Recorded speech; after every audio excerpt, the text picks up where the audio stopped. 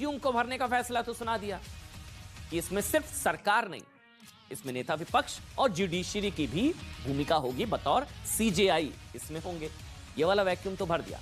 लेकिन जजों, वरिष्ठ जजों की नियुक्ति को लेकर जो वैक्यूम संविधान में है, जो सरकार की तरफ से एनजेएसी लाएगा कि सरकार की भी भूमिका हो जजों की नियुक्ति में, उसे लेकर न्यायपालिका और सुप्रीम कोर्ट आपस में कई बार टकरा चुके हैं। इस वैक्यूम को लेकर ही सरकार एनजेएसी के जरिए इसे भरना चाहती थी।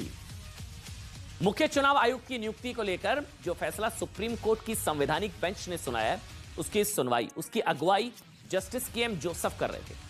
इसके अलावा इस बेंच में justice Ajay Rastogi, justice Aniruddha Bose, justice Hrishikesh Roy और जस्टिस सीटी रवि कुमार शामिल थे।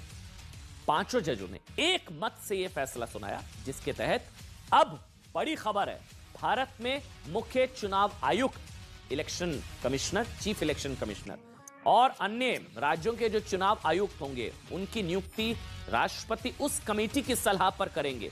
पहले से सरकार कैबिनेट की सलाह पर राष्ट्रपति जो है नियुक्त करते थे, लेकिन अब ऐसा नहीं होगा। सुप्रीम कोर्ट ने फैसला सुना दिया कि अब चीफ इलेक्शन कमिश्नर और राज्यों के जो चुनाव आयुक्त हैं, उनकी नियुक्ति अब उस कमेटी की सलाह पर होगी, जिसमें चीफ जस्टिस ऑफ इंडिया यानी कि न्यायपालिका का प्रतिनिधित्व सीजेआई की तरफ से, देश के प्रधानमंत्री और नेता प्रतिपक्ष भी शामिल होंगे।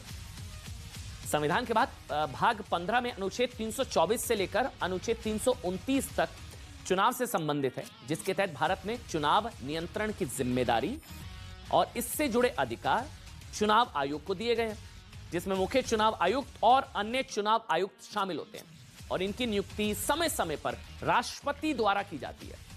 जबकि राज्यों में अभी जो प्रक्रिया है, चुनाव आयुक्त की नियुक्ति राज्यपालों द्वारा की जाती है। अब ये बात तो आपने बचपन में स्कूल की राजनीति शास्त्र की किताबों में पढ़ी होगी ना, कि भारत में राष्ट्रपति खुद कोई बड़ा फैसला नहीं ले सकते हैं। संविधान के मुताबिक वो फैसला सरकार और सरकार के मंत्रियों की सलाह पर राष्ट्रपति फैसला लेते हैं, कैबिनेट की सलाह।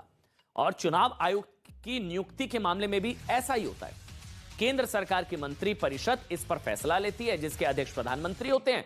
सरकार की सलाह, कैबिनेट की सलाह, प्रधानमंत्री उसके अध्यक्ष और मंत्री परिषद की सिफारिश राष्ट्रपति के पास भेजी जाती है और इस पर राष्ट्रपति जो है वो मोहर लगाते हैं। लेकिन इसका मतलब ये नहीं है कि चुनाव आयुक्त सरकार के नियंत्रण में होते हैं, ऐसा नहीं है। भारत के संविधान में चुनाव आयुक्त को निष्पक्ष तरीके से चुनाव कराने के लिए असीमित शक्तियां दी गई हैं। मुख्य